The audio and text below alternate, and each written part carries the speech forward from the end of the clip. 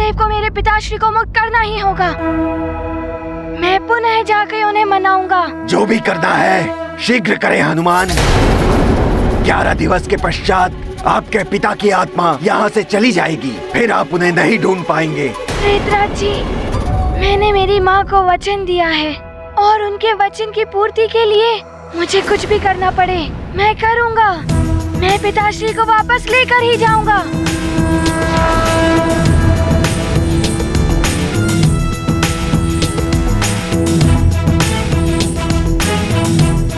प्रणाम प्रेतराज जी। प्रणाम हनुमान।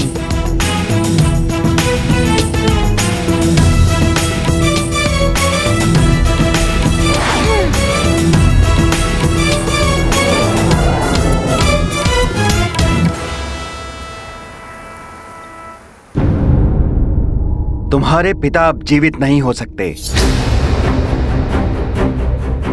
इसे तुम तुम्हारा भाग्य समझकर स्वीकार कर लो और लौट जाओ।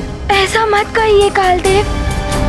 हनुमान की विनती। तुम्हारी विनती, प्रार्थना या किसी तर्क का कोई अर्थ नहीं है, क्योंकि काल समस्त भावनाओं से परे है।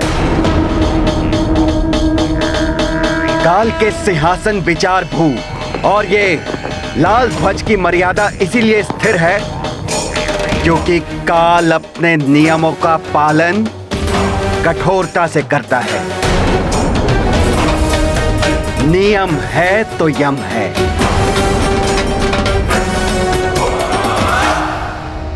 उचित है कालदेव, मैं यहाँ से लौट जाऊंगा। मैं आपसे कोई तर्क नहीं करूंगा। मैं आपसे कोई युद्ध भी नहीं करना चाहता। लौट जाऊंगा मैं, किंतु आपसे मुझे मृत्यु से संबंधित कुछ प्रश्नों के उत्तर चाहिए।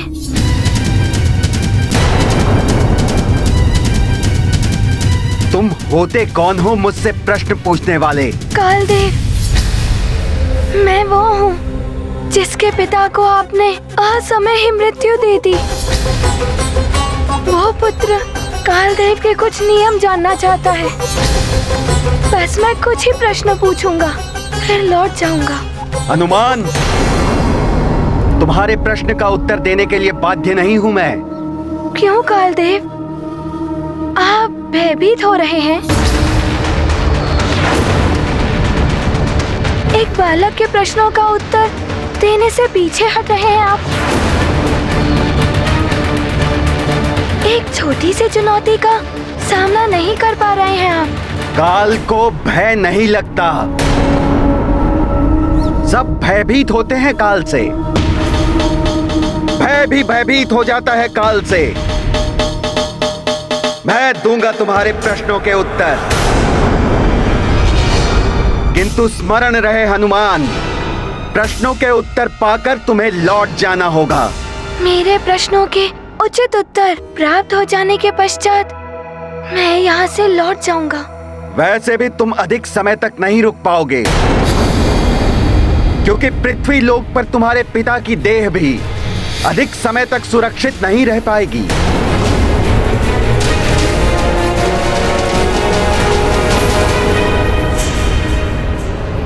तो हमारी सेना सज्जित हो गई। सेना तो सज्जित हो गई है काकाश्री, किंतु हमें ध्यान रखना होगा। वो वानर कुंजर ऋक्षराज बड़े योद्धा हैं और ऋक्षराज का पुत्र सुग्रीव युद्ध कला में सबसे अधिक निपुण है। तो सबसे पहले हम उन्हीं को नियंत्रण में करेंगे, तभी हम केसरी की देह को वहां से ले जा सकेंगे। ऐसा ही होगा काकाश्री। हम अपने छल, बल और माया से उन्हें उलझाएंगे, फिर वे वानर हमें रोक नहीं पाएंगे।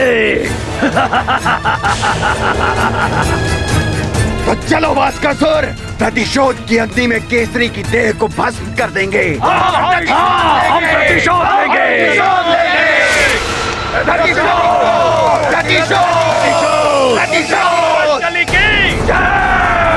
रक्षराज महाराज वाशकली की जय। रक्षपति महाराज वाशकली की जय। रक्षपति महाराज वाशकली की प्रतिशोध।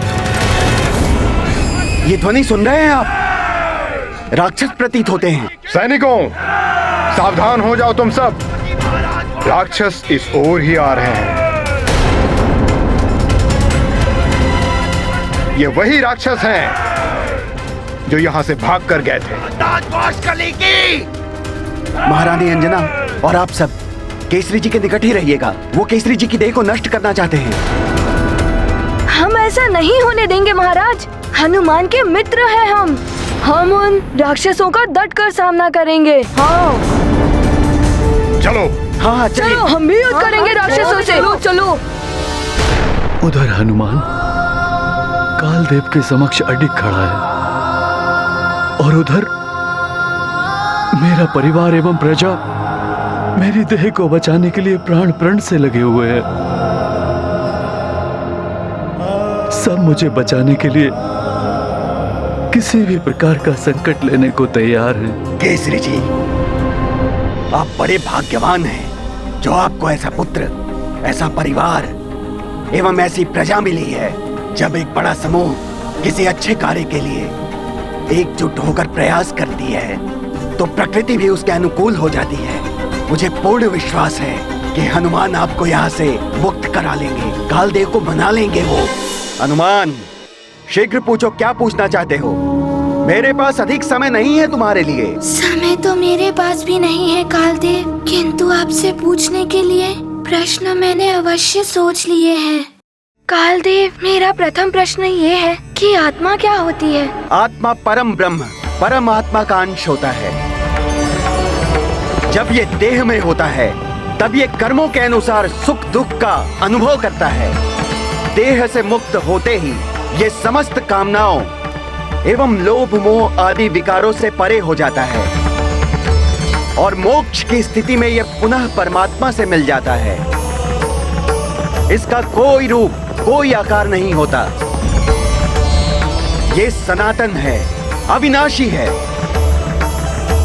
ये परम ब्रह्म परमात्मा की वो ऊर्जा है जिससे जीवन संभव है। कालदेव, मृत्यु के पश्चात आत्मा कहाँ चली जाती है? उनका वास कहाँ होता है? मृत्यु के पश्चात आत्मा का वास उसके कर्मों के अनुसार निर्धारित होता है। सत्कर्म और सदाचरण करने वाले मनुष्य की आत्मा उच्च लोकों में वास करती है।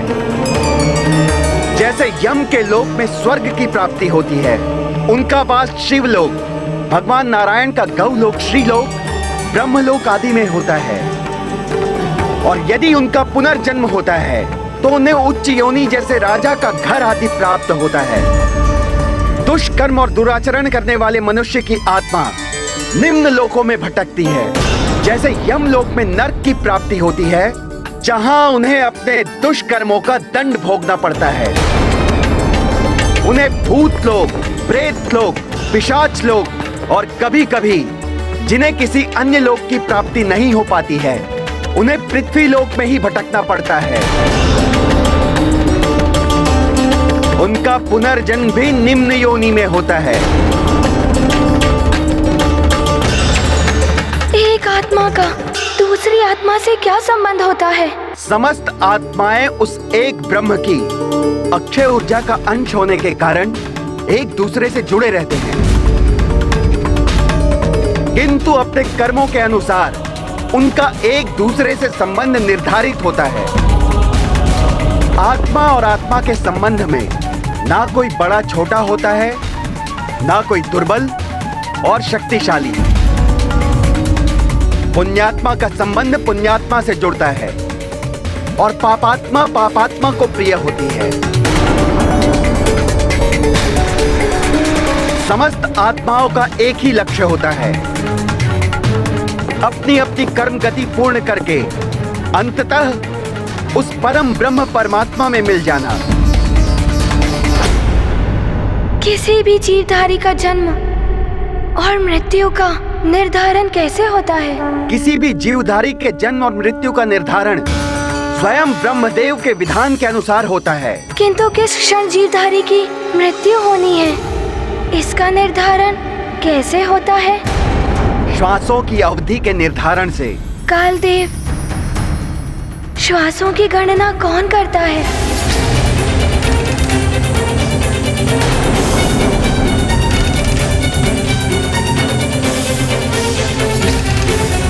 कालदेव, मेरे प्रश्न का उत्तर दीजिए। श्वासों की गणना करने का कार्य किनका है? प्रत्येक जीवधारी की श्वासों की गणना करने का कार्य त्रिदेव ने शनिदेव के अधीन किया है। तो क्या कालदेव, आपने मेरे पिताश्री को मृत्यु देते पूर्ण शनिदेव से तो पूछा ही होगा मेरे पिता के शेष श्वासों के बारे में, कि उनकी श्वासें पूर्ण हो गई हैं या शेष है? हनुमान, तुम इस प्रकार का कोई प्रश्न नहीं कर सकते हो मुझसे। मेरे पिताश्री की मृत्यु से जुड़ा हुआ है ये प्रश्न। एक पुत्र को इसका उत्तर जानने का अधिकार है। बताइए ना कालदेव, क्या आपने पूछा था शनिदेव से मेरे पिताश्री की शेष श्वासों के बारे में? नहीं पूछा मैंने शनिदेव से, क्योंकि मुझे उनसे कुछ पूछने की आवश्यकता नहीं थी।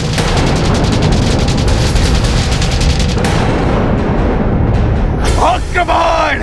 आक्रमण!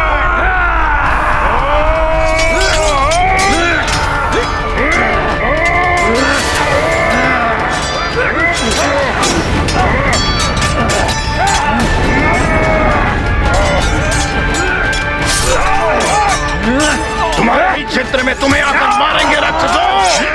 जिसने भी आगे बढ़ने की हिम्मत की उसका अंत निश्चित है। और केसरी पर उठने वाले सारे हाथ तोड़ दूंगा मैं। हाथ तोड़ोगे तुम? यही भूल की थी केसरी ने। मेरे पिता का हाथ उखाड़ दिया, वही प्रतिशोध लेने में आया हूँ।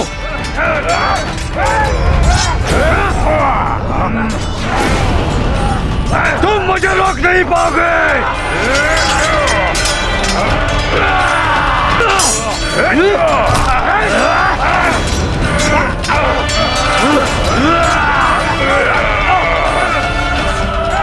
अच्छा, तो तुम ही हो वाशकासुर? हाँ, वानर राज कुंजर, राक्षसों के परम शत्रु हनुमान और उसके पिता से प्रतिशोध लेने का इतना अच्छा अवसर मैं कैसे छोड़ सकता हूँ? उसके पिता को समाप्त करके पुत्र तो स्वयं ही टूट जाएगा और इस पुत्र को हम समाप्त कर देंगे।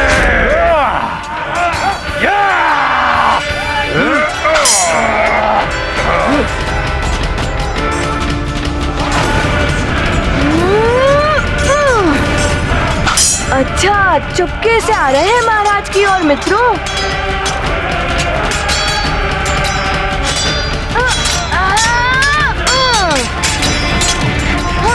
मारो, मारो मित्रों, और मारो, बच के न जाने पाए।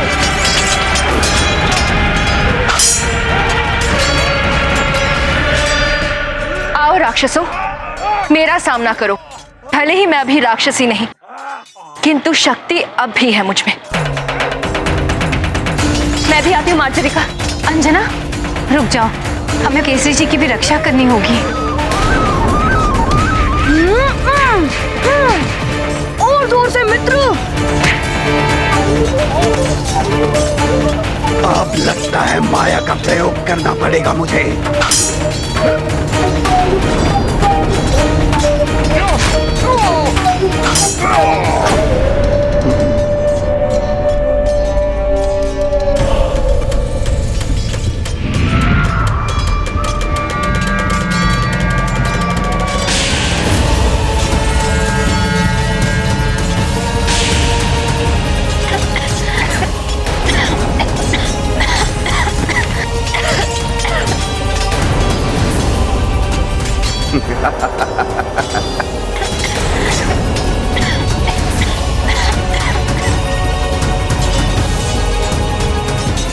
अब होगी केसरी की देह मेरे अधिकार में। हनुमान, अब पूरा होगा मेरे भ्राता के वध का प्रतिशोध।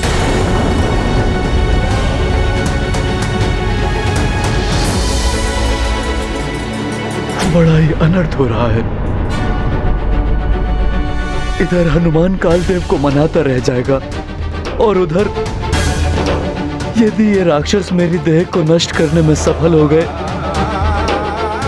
तो हनुमान मुझे मुक्त कराने के पश्चात भी असफल रह जाएगा।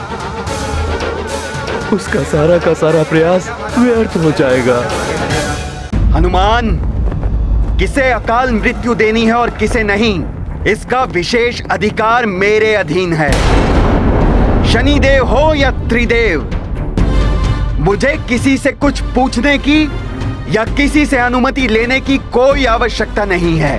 अकाल मृत्यु अर्थात असमय मृत्यु, किंतु अकाल मृत्यु कालदेव किसी को भी नहीं दी जा सकती। इसका भी तो कोई आधार होगा। पितृदोष के कारण होती है अकाल मृत्यु। प्राणी के दुष्कर्मों के परिणाम स्वरूप भी बनता है अकाल मृत्यु का योग। तो आप ये बताइए, क्या मेरे पिताश्री के भाग्य में ऐसा कोई योग बन गया था?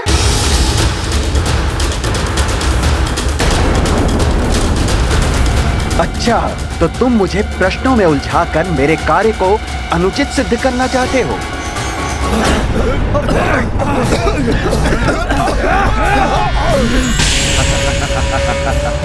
कुंजर, मैंने कहा था ना, तुम मुझे रोक नहीं पाओगे। मेरा कार्य हो गया। चलो मेरे शूरवीरों।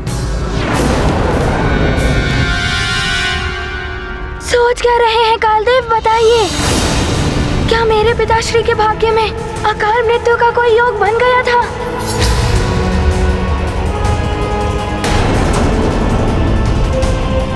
कदाचित आपके पास इसका उत्तर नहीं है। ठीक है, मैं शनिदेव से ही पूछ लेता हूँ। वे न्याय के देवता हैं। कर्मों के आधार पर न्याय देना एवं दंड देना उनका ही कार्य है। हनुमत करते प्रश्न निरंतर, काल देव हो गए निरुत्तर। आंजनेय सद इच्छा पावन, भरे भाव से शनि आवाह। हे न्याय के देवता शनिदेव, हनुमान को आपकी सहायता की आवश्यकता है। कृपया दर्शन दे, दर्शन दे शनिदेव, दर्शन दे, दर्शन दे।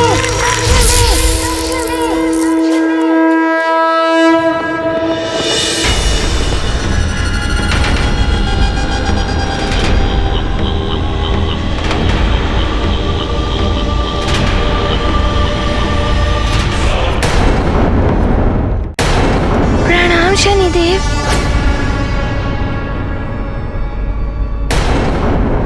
शनिदेव, कृपया मेरी शंका का समाधान कीजिए।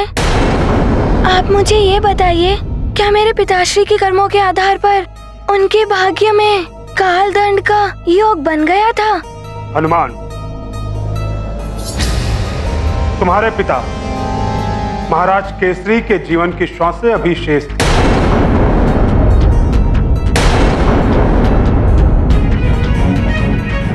उन्होंने तो जीवन भर सदैव सत्कर्म ही किए, अतः उनकी श्वासें कम करने का कोई आधार नहीं बनता।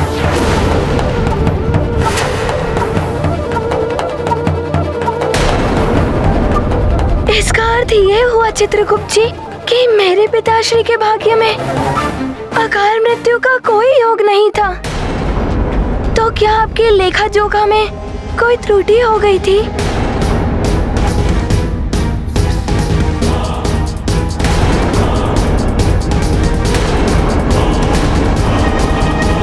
पुत्री, तुम ठीक तो हो ना?